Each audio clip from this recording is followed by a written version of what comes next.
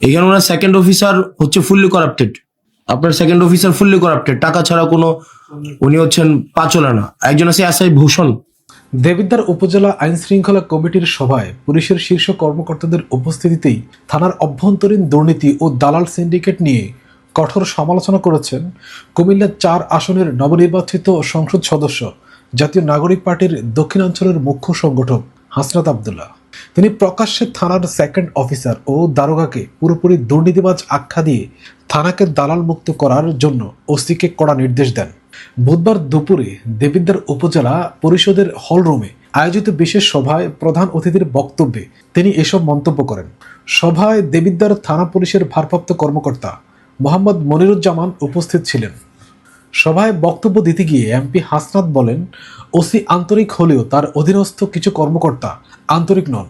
তিনি সরাসরি অভিযোগ করেন থানার সেকেন্ড অফিসার ফুললি করাপ্টেড এবং টাকা ছাড়া কোনো কাজ করেন না। একই সঙ্গে এক এসআই এর বিরুদ্ধেও তিনি ঘুষ ছাড়া পদক্ষেপ না নেওয়ার অভিযোগ তোলেন। এমপি আরও বলেন, কোনো আসামি ধরতে গেলে আগাম তথ্য ফাঁস হয়ে যায়, ফলে চোর পুলিশের খেলা চলছে বলে মন্তব্য করেন তিনি। থানা চালায় হেলাল অভিযোগ এমপির বক্তব্যের এক পর্যায়ে এমপি হাসনাত দাবি করেন, থানার কার্যক্রমে পুলিশের বাইরে এক ব্যক্তির প্রভাব রয়েছে। তিনি বলেন, আপনার থানা আপনি চালান না, থানা চালায় হেলাল। তার অভিযোগ, ওই ব্যক্তি মামলার রুজু, এজাহার গ্রহণ সহ বিভিন্ন বিষয়ে অনানুষ্ঠানিক প্রভাব বিস্তার করছেন।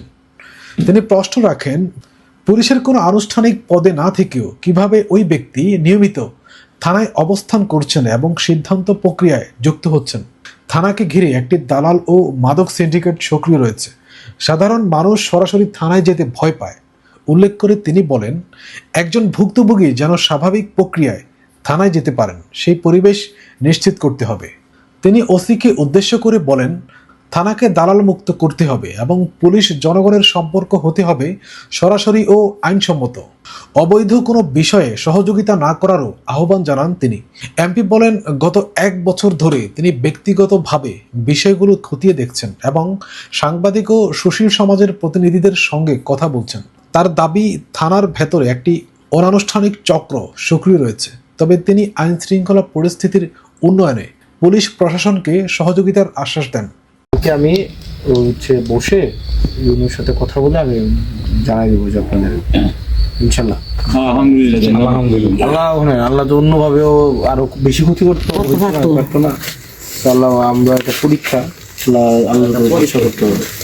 আল্লাহর উপরে ভরসা না করে যদি আমরা ইয়া করি, এটা আরো বেশি একটা অসন্তুষ্টি প্রকাশ পায়। আমরা দোয়া করি আপনার জন্য, আল্লাহ যেন এই শোক কাটায় আমরা যেন উঠতে পারি। আর আপনাদের 2 ছেলে যে আছে, আমাদের সাথেও কথা বলবেন, কি হয়। আর আপনারা সাবধানতা অবলম্বন করেন, তারপরে বাসার মধ্যে চলে এই জিনিসগুলো যেন ইয়া না হয়।